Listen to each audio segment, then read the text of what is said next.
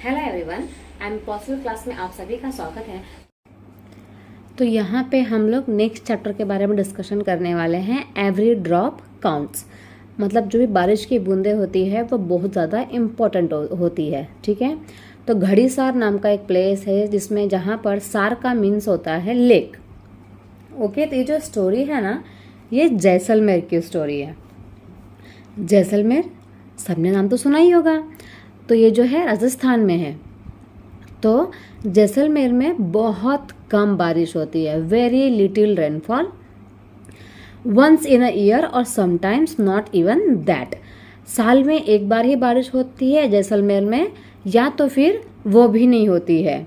ठीक है, और तो इसीलिए जैसलमेर को पानी से भरने के लिए, वहाँ पर पानी हो इसलिए वहाँ पर क्या किए गए थे, 9 लेक बनाए हुए थे।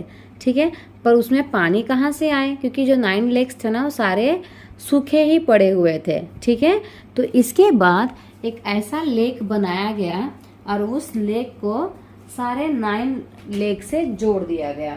ठीक है, तो इसके बाद ये जो ऐसा एक सिंगल लेक बनाया गया और उसको 9 लेक के साथ जोड़ा गया, तो इसका पानी इन 9 लेक के पास तक पहुंचने लगा। ओके, इसे समझ लीजिए 9 लेक है, 1 2 3 4 5, मतलब 5 लेक है। ठीक है, तो इसको क्या किया, इसके साथ जोड़ दिया, इसको इसके साथ जोड़ दिया, इसको इसके साथ जोड़ दिया, इसको इसके साथ जोड़ दिया। इसकी वजह से क्या होने लगा, ये एक नदी का, एक लेक का पानी, एक लेक का पानी क्या होने लगा, सब जगह ये जो 9 लेक्स है वहां तक पहुंचने लगा, झील तक पहुंचने लगा। ठीक है, लेक का मतलब क्या होता है, झील। तो ये है जैसलमेर की स्टोरी। तो जैसलमेर जो है वहां पर साल में या तो एक बार ही बारिश होती है या तो फिर वो भी नहीं होती है। ये एक अपने आप में इम्पोर्टेंट क्वेश्चन है। ठीक है, अब हम बात करेंगे 1986 की। 1986 में क्या हुआ था, राजस्थान के जोधपुर में बारिश नहीं हुई थी। ठीक है, बारिश नहीं होने की वजह से वहाँ पर सूखा पड़ गया था, पूरा अकाल पड़ गया था। तो सूखा पड़ने की वजह से वहाँ के लोगों के पास पानी नहीं था। तो वहाँ पर ना पास के एरिया में एक स्टेप वेल था। स्टेप वेल तो आप लोग जानते ही होंगे, जो बीच में क्या होता है, कुआं होता है और उसके चारों तरफ क्या होते हैं, सीढ़ियाँ होती है। ठीक है, इसी के बीच में ये कुआं है तो चारों तरफ क्या होगी, सीढ़ियाँ होंगी। देखा होगा आप लोगों ने सीरियल्स वगैरह में या पिक्चर में भी देखा होगा, राइट। रानी पद्मावती जो सीरियल था, पद्मावत में भी आपने देखा होगा, राइट। तो बीच में क्या होता है, कुआं होता है और चारों तरफ सीढ़ियाँ होती है, उसको कहा जाता है स्टेप वेल। तो फिर वहाँ के लोगों को स्टेप वेल की याद आई कि चलो भाई उस वेल में, उस कुएं में तो पानी होगा ही। पर जब वो कुएं में जाके देखा उन्होंने, तो वहां पर वो कुआं पूरा गार्बेज से भरा हुआ था, पूरा कचरा से भरा हुआ था, पूरा कूड़ा और कचरा से भरा हुआ था। ठीक है, तो जब उस गार्बेज को साफ किया गया, निकालते निकालते निकालते पूरा का पूरा जो स्टेप वेल है ना, वो 200 ट्रक्स कचड़े से भरा हुआ था। जब उस स्टेप वेल को साफ किया गया तो उसमें से 200 ट्रक कचरा निकला। ये भी इम्पोर्टेंट क्वेश्चन है कि स्टेप वेल में से कितना ट्रक कचरा निकला था, तो आंसर क्या आएगा, 200 ट्रक कचरा निकला हुआ था। ओके, फिर निकलने के बाद वहां पर स्टेप वेल में साफ पानी हुआ और फिर वहां के जो थर्स्टी टाउन वाले जो लोग थे, जो बेचारे प्यासे लोग थे, उन लोगों को पानी मिला। और कुछ दिनों के बाद जब वहां पर बारिश आना शुरू हुई तो वापस से स्टेप वेल को वो लोग भूल गए और स्टेप वेल का वही हाल हो गया जो पहले था। ठीक है, तो इस तरह हमें ऐसा नहीं करना है। हमें हमारे कुएं को, तालाब को, झील को, सबको साफ सुथरा रखना है। ओके, तो ये हो गया जोधपुर की बात, जो कि 1986 की बात है। ओके, कितना कचरा निकला था, तो 200 ट्रक कचरा निकला था। ये इम्पोर्टेंट क्वेश्चन है। ठीक है, इसको अच्छे से करिएगा, ध्यान से करिएगा, इसमें ये इम्पोर्टेंट क्वेश्चन है।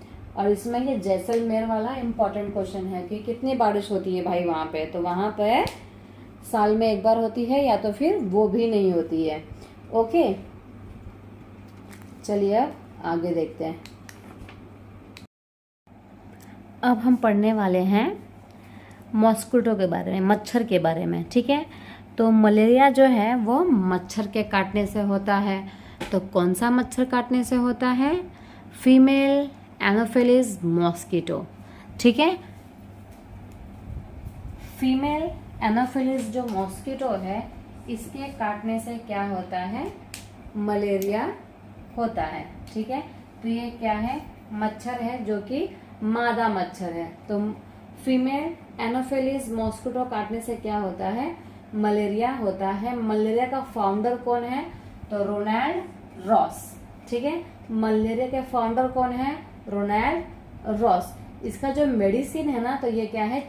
सिंचोना ट्री। सिंचोना ट्री का जो छाल है ना, उसको पीस के शायद से पिलाया जाता है, जिसके वजह से जो मलेरिया है वो ठीक हो जाता है, ठीक है। इसके बाद जो मॉस्किटोज है ना, तो उनके रिप्रोडक्शन के सिस्टम को बंद करने के लिए, अगर गीले पानी में आपको बहुत सारे मच्छर दिख रहे हैं, तो वो क्या करते हैं?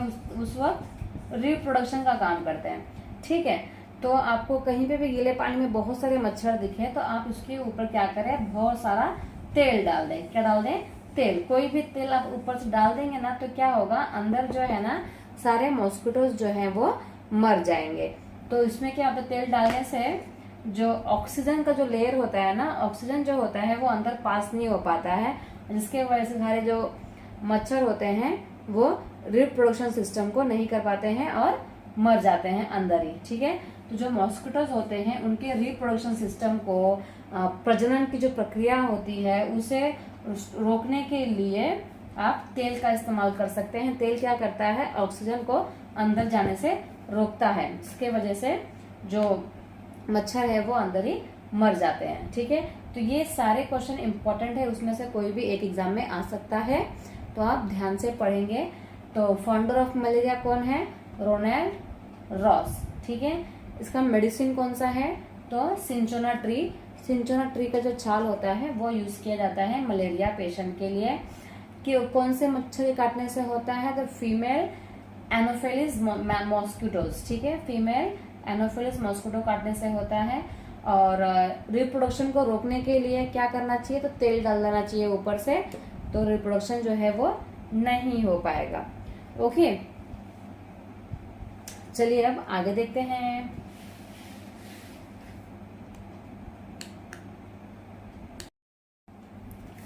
अब हम पढ़ेंगे कि कौन से कंट्री से कौन सा चीज आया हुआ है, ठीक है।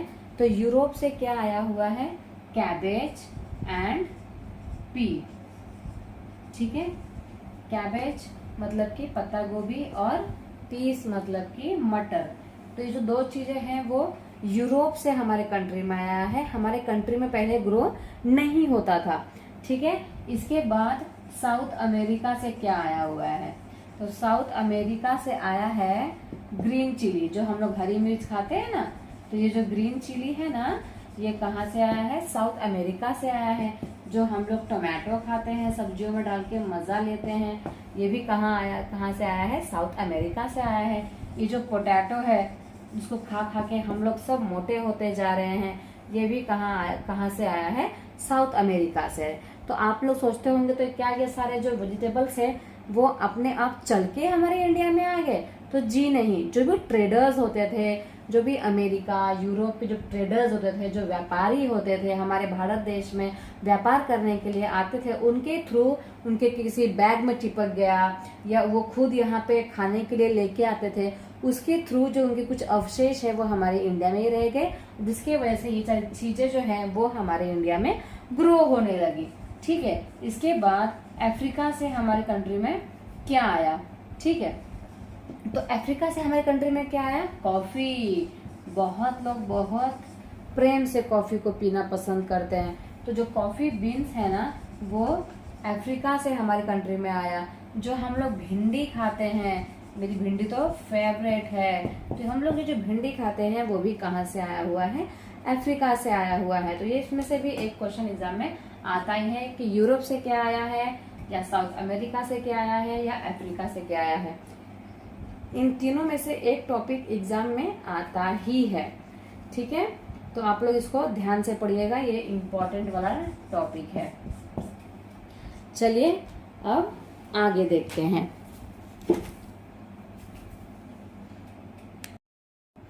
अब हम लोग पढ़ने वाले हैं एक प्रजाति के बारे में, ठीक है। ये एक ऐसी प्रजाति है जो 5000 मीटर अबाव हाई एल्टीट्यूड में रहती है, ऊंचाई पे रहती है, ठीक है। 5000 मीटर ऊंचाई पे रहती है। तो ये जो है ना, ये है चांगथांग, ठीक है। तो चांगथांग जो है वो जो है 5000 मीटर हाइट पे बसा हुआ एक प्लेस है, ठीक है, चांगथांग। और चांगथांग का जो टेम्परेचर होता है या -40 डिग्री होता है। मतलब कि आप सोच लीजिए कितना वहाँ का टेम्परेचर, मतलब कितना ज़्यादा होता है, कितना -40 डिग्री, मतलब सोच लीजिए 0 डिग्री पे क्या बनता है, बर्फ बनता है। उसके बाद भी -40 डिग्री, मतलब सोचिए कितना ठंडा होगा वहाँ का एटमोसफियर, ठीक है। वहाँ के जो चांगथांग में जो रहने वाले लोग हैं, वहाँ के लोगों को क्या कहा जाता है, चैंगपो कहा जाता है, चैंगपा कहा जाता है। क्या कहा जाता है, चैंगपा कहा जाता है, जो एक प्रजाति है वहां पे रहने वाले लोगों की, ठीक है। तो ये जो है चांगथांग की स्टोरी है। चांगथांग एक प्लेस है जो 5000 मीटर पे बसा हुआ है, बहुत ऊंचाई पे बसा हुआ है। इसका जो टेम्परेचर है वो -40 डिग्री है, ओके। वहां पे जो रहने वाले लोग हैं उसको चांगपा कहा जाता है, जो कि एक प्रजाति है। और वहाँ के जो लोग हैं वो टेंट में रहते हैं। किस में रहते हैं, टेंट में रहते हैं। और उस टेंट को क्या कहा जाता है, रैबो कहा जाता है, ठीक है। और ये जो चांगथांग जो प्लेस है ना, वो बहुत हाई एल्टीट्यूड में है। बहुत ज्यादा ऊंचाई में होने की वजह से वहां पे सांस लेने की समस्या हो जाती है, हेडेक की समस्या हो जाती है, और बहुत वीक महसूस वहां के लोग करते हैं। मतलब वहां के लोग तो नहीं करते क्योंकि उन लोगों को हैबिट हो चुकी है। बट जो भी नए लोग जाते हैं, जैसे कि मैंने आप लोग को लद्दाख के बारे में बताया था कि लद्दाख भी बहुत ज्यादा ऊंचाई में बसा हुआ है, जिसकी वजह से वहां पे अगर कोई टूरिस्ट जाता है तो उसे सांस लेने में तकलीफ हो जाती है, ठीक है। इसके बाद जो चांगपा है ना, जो चैंगपो है, वो माउंटेन पे बसा हुआ है, राइट। ऑफकोर्स जब 5000 मीटर पे बसा हुआ है, मतलब कि माउंटेन पे ही बसा हुआ है। इतना ऊंचा तो माउंटेन ही होते हैं ना, ठीक है। और उनके एक ग्रुप में, मतलब एक माउंटेन पे 5000 लोग रहते हैं, ठीक है। एक माउंटेन में कितने लोग रहते हैं, 5000 लोग रहते हैं। इसके बाद जो चांगपास लोग हैं ना, जो चांगपास जो ये जाति के जो लोग हैं ना, वो हमेशा मूव करते हैं। क्या करते हैं, मूव करते हैं, एक जगह से दूसरे जगह पे जाते रहते हैं। किसके साथ जाते हैं, तो गोट्स, काउ, जो भी एनिमल्स को वो लोग पालते हैं, तो उसी जानवर को अपने साथ में लेकर वो एक प्लेस से दूसरे प्लेस पे जाते रहते हैं, ठीक है। क्योंकि उन्हें इतना एक जगह पे रह के उनको उतना फूड नहीं मिल सकता, और बहुत ज्यादा क्या होती है, ठंडी भी होती है। तो इसलिए क्या करते हैं, वो लोग एक जगह से दूसरी जगह पे जाते रहते हैं। इसलिए वो लोग टेंट का यूज करते हैं। फिर दूसरी जगह पे, नए जगह पे गए, वहां पर तंबू गाड़ लिया, टेंट बना दिया, फिर रहना स्टार्ट कर दिया, राइट। तो ये जो है वो भी एक इम्पोर्टेंट टॉपिक ही है अपने आप में, ध्यान से आप लोग देख लीजिएगा, ठीक है। चलिए आगे देखते हैं। अब हम लोग पश्मीना वूल के बारे में जानते हैं, ठीक है। पश्मीना वूल के नाम तो सुना ही होगा ना आप लोगों ने। तो पश्मीना जो वूल है ना, तो हमारा 6 स्वेटर्स और पश्मीना शॉल कितना, सिर्फ एक। मतलब जो एक शॉल है ना, पश्मीना का एक शॉल 6 स्वेटर के बराबर है। जितना हम लोग 6 स्वेटर पहन के गर्मी महसूस करेंगे ना, उतना एक पश्मीना शॉल लेकर ही, ओढ़कर ही हमें गर्मी महसूस हो जाएगी। तो ये बहुत ज़्यादा गर्म होता है। ये जो शॉल होता है ना, वो बहुत ज़्यादा गर्म होता है। एक pashmina shawl equals to 6 sweaters, मतलब 6 स्वेटर्स के बराबर है एक पश्मीना शॉल, ठीक है। और हमारा जो एक बाल होता है ना, हमारा जो एक बाल है, तो इस एक बाल का 6 पार्ट कर सकते हैं हम लोग पश्मीना शॉल के, ठीक है। पश्मीना शॉल जो है ना, तो इसका मतलब एक वूल, पश्मीना शॉल का एक वूल, और इंसान का एक बाल, ठीक है। तो इंसान के एक बाल से 6 हम लोग क्या कर सकते हैं, वूल का पार्ट कर सकते हैं। इतना ज्यादा ये क्या होता है, पतला होता है। तो 1 hair of human beings, 6 parts of hair of pashmina wool. ठीक है, तो पश्मीना वूल का हम लोग 6 पार्ट कर सकते हैं इंसान के एक बाल का। इतना ज्यादा पतला होता है ये पश्मीना शॉल। इसके बाद ये जो पश्मीना शॉल है वो हैंड से बनाया जाता है। किससे बनाया जाता है? हाथों से बनाया जाता है। और इसको बनाने में 250 घंटे लगते हैं। कितने घंटे लगते हैं? 250 घंटे लगते हैं। इसलिए ये बहुत महंगा भी मिलता है, बट बहुत ज्यादा अच्छा होता है, क्योंकि हम लोग 6 स्वेटर में जितना पैसा वेस्ट करेंगे उसी पैसे से हम लोग एक पश्मीना शॉल ले सकते हैं और वही फीलिंग हमें महसूस भी होगा। ठीक है, आज के लिए इतना ही एवरीवन। जितना भी पढ़ाया है उसका अच्छे से प्रैक्टिस करें और अच्छे से लर्न करें और मल्टीपल टाइम्स उसका रिवीजन करें, क्योंकि बहुत इजी है। तो एक बार पढ़ेंगे आप तो भी आपको ये आ जाएगा। ठीक है, तो रिवीजन करें इसका, और लिखने की जरूरत नहीं है, आप डायरेक्टली स्क्रीनशॉट भी निकाल लीजिए, क्योंकि मैंने काफ़ी अच्छी हैंडराइटिंग में लिखा है ऐसा मुझे लगता है। अगर आपको हैंडराइटिंग नहीं अच्छी लगी तो आप कमेंट सेक्शन में बता सकते हैं, मैं इम्प्रूवमेंट कर लूँगी इसमें। ठीक है, और अगर आपको अच्छा लगा है तो आप ये भी कमेंट सेक्शन में बता सकते हैं, ताकि मुझे अच्छा लगे, मुझे थोड़ा सा मोटिवेशन मिले। ओके, तो एग्ज़ाम आप लोगों की जल्द से जल्द आने ही वाली है। 10-12 दिन गिन के चलिए। तो जितना हो सके उतना ज़्यादा हार्डवर्क करिए। एक दिन में जितना हो सके उतना आप लोग पढ़ाई करिए। तो ईवीएस का तो मैंने पूरा एनसीईआरटी का पूरा निचोड़ मैंने करा लिया है। आपके जो 15 मार्क्स जो होते हैं ईवीएस के, वो कहीं नहीं जाएंगे। ठीक है, क्योंकि अब आप बोलोगे ईवीएस में 15 मार्क्स कहाँ से, तो ईवीएस जो होता है वो 30 मार्क्स का होता है। उसमें से 15 मार्क्स जो होता है वो सीडीपी आता है, और 15 मार्क्स जो होता है वो ईवीएस से रिगार्डिंग क्वेश्चंस होते हैं। तो ईवीएस से रिगार्डिंग जो भी क्वेश्चंस होते हैं मैंने आप लोगों को करवा दिया है। अब सिर्फ एक वीडियो बनेगा ईवीएस के बारे में, फिर हमारा जो एनसीईआरटी का जो निचोड़ है वो पूरा खत्म हो जाएगा।